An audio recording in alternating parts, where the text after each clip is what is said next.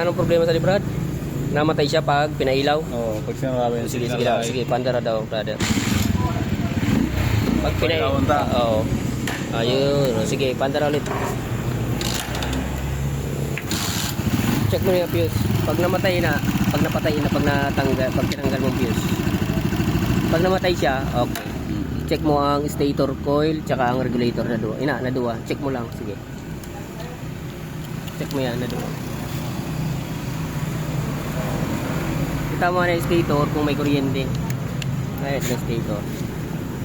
Ayun na muna na ano. Regulator yan. Stator muna na wire. Yan dito. Yan isa loud.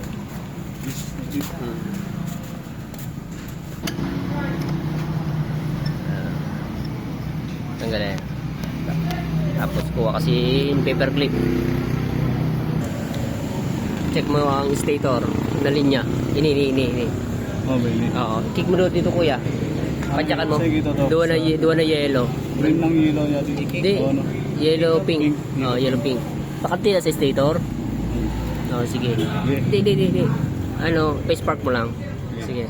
Kanta kami ko rin din. Kick. Sige. Uy, gua. Sige pa, sarap pa. Gua. Gua. Sige, sarap pa. Uy, gua. Sa regulator kita. Salpak mo yan. So, ibig sabihin, may spark siya. Okay sa stator. Diligan sa regulator. So, ito na test light mo.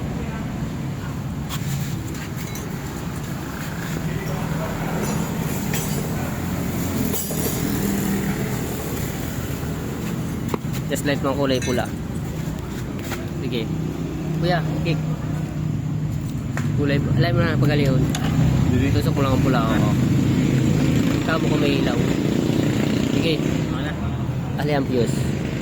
Sandali. Alin tani ang fuse. Sige daw. Wara. Regulator kita. Tanggalay. Ano? Sunog siya. Sunog. Green. Ayun. May sunog siya din sa loob. So, itry mo muna. Kabit na. Lilio. Parehas siguro. Ay, parehas. Oras sa ibang sakit. Okay pa ng sakit yung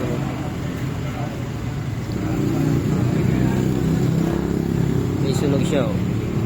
Pwedeng dito sa sakit niya. Yan. Pero try muna natin palitan ng regulator. Sunog ano? Oo, sunog siya. Kaya baka nag-discontact. Oo. Dugtong lang muna. Kasi may sunog na wire. Pagka hindi pa rin gumana, palit talaga regulator.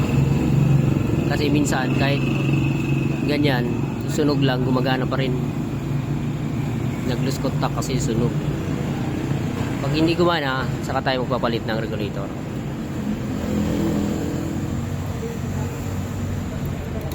Kabit mo.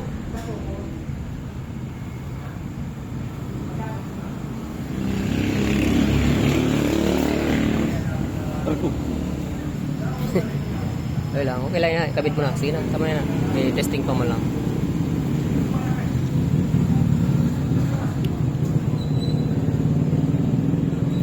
Okay. Try. Kick. Kick. Dapat na ma-fuse tayo na. Dahil na. Ikanta. Pag lumuwas ang ilaw. Mara. Okay. Palit talaga. Palitan ta na. Palitan talaga regulator. Good sini. Kaya lang pag lubat talaga o pag route ang regulator. Pag route talaga regulator, light makakarga ang battery. Sige. Kaya parang may start na. Oo. So, ayan, ganito lang muna ang ginawa natin, pansamantala lang. Kasi hindi magkapareho yung ano niya, yung socket. Ayan o, pinutol na lang natin yung regulator. Tsaka ito, hindi na natin nilalagay. Wala mang problema ito. So ayan, try natin kung ito hindi na natin ikakabit yung fuse. Yan. Pag umilaw na to, na neutral light, goods na yan. Okay. Ayun, okay. Okay na. regulator lang ang pinalitan natin. Ganun lang ako mag-trace ng regulator at stator. So yun, maraming salamat. Pa-follow at share na lang po.